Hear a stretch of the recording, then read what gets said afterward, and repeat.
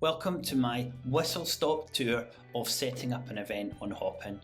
Now, we were one of the first organisations to use Hopin back in March and earlier this year when the platform was still almost getting ready for its beta phase. So we've been using the platform for almost 9 months and I've run a lot of client events on the platform, so I'm really looking forward to showing you around. Now, 2 reasons that I recommend Hopin to my clients. Firstly, is how easy it is from the attendee perspective to attend and enjoy an event. And secondly, I think maybe even more importantly, is how easy it is for the organiser to set up and manage. So I'm going to take you through around about 7 minutes of setting up an event on Hopin, and I have to say that really if you did this for a decent sized event, it wouldn't take you any longer than half an hour. So here we go. So let's create your first event, and it's as simple as this. Put in the details that you've got, and you'll see down at the bottom there's 4 little tick boxes there: stage, sessions, networking and expo. That's the 4 different areas that are available on Hopin, so you can choose which ones you want to open up for your event. Now we've also able to decide if we want a hidden, a private or a public event. So what I'm going to do here is just press public so that anyone would be able to find our event and join our event. And it's as simple as that really. You've created an event and it's almost ready to go live. But what I'm going to do is talk you through the left-hand panel here of all the things that you need to cover. So the first thing is to set up your tickets. Now the platform won't let you go live unless you have at least 1 public ticket. So I've just set up a free ticket and you can choose how many you want available. And there we go, 178 tickets available. And the ticket's created. So you can do this for a whole variety of different tickets, free tickets or paid for tickets. Now I'm just going to flip back to the key details so you can see that what it looks like, what you've chosen.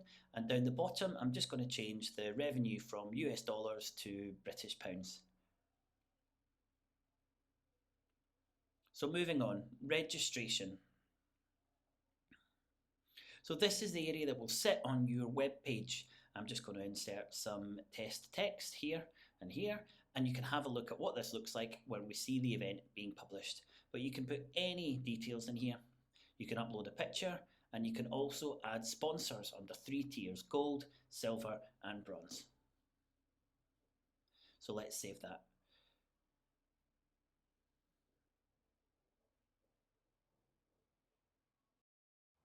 Okay, now we're going to head off to the stage. So this is where most of your keynote presentations would take place. Now what I really like about this is that we have a couple of little blue boxes you can see down at the bottom, which help you manage the quality of the stream for your attendees.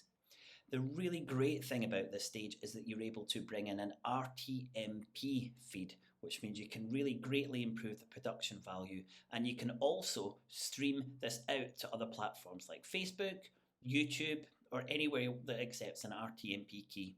And now you're able to add a lot more additional information, deep integrations and widgets into the main stage. So you really are able to have a fantastic main stage for your event. And here's how easy it is to cut and paste the stream key and the RTMP details into any broadcasting software.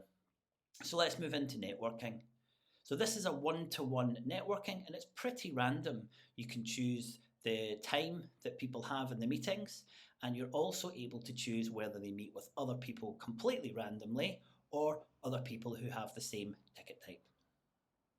Now into sessions. This is where all of your breakout sessions tend to happen.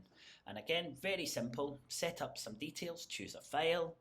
What you can do here is you can decide who is allowed to watch or take part in the sessions. And this is really important. I use this a lot for clients, which allows them to tier access. So maybe a free ticket only gets access to the stage, but paid for tickets get access to all of the sessions. That's where you would do that. And again, you can add a lot more information on each session. Now the expo area. Very simple to set up booths, and there's a lot of information you can now put on a booth. And this is like a virtual booth, a replica of an exhibition. So you can add all these details for each exhibitor, and then they're all set in the expo. So it provides a really good way of adding that coverage for your commercial partner. Now I'm just going to go back to overview and you'll see what the event looks like before we make it live. Right. So now we're going to head off to speakers and you can see how easy it is to set up and add a speaker. You simply get them registered for the event and then select them and add them as a speaker. Now here you can see how you start putting your program together. You can upload all of your sessions or you can do them individually. If you have any more than 4 or 5, we suggest using the template and uploading it. But if you've just got a simple event with a few different things going on, you can just add them to the schedule. See how easy it is, just select where the session sits and the time, put a little bit of description, and then you start having an open schedule where people can see what's going on across the day.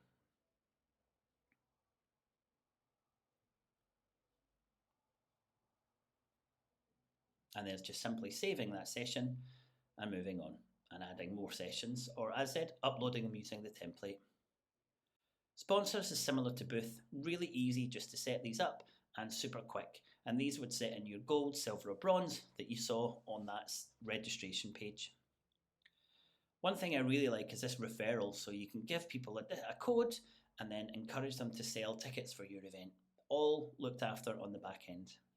And tags is something fairly new that just helps attendees find relevant content across the whole of the platform. And all these areas here. Now, advanced settings, this is probably the most useful, and this allows you to duplicate an event. Now you can see the attendees when they're booked in this tab, and you can export them all if you want to contact them, or you can contact them using the email attendees on the platform. We've yet to master this, and we prefer to contact all the attendees through our own mail software, but you can do that using Hopin. Now the rest of these areas are really post-event reports. You can see a lot of information on your event after it's finished. So let's do it. Let's publish the event. Are you sure? Yes, we are sure. Let's see what it looks like. And that's it. That's your event set up.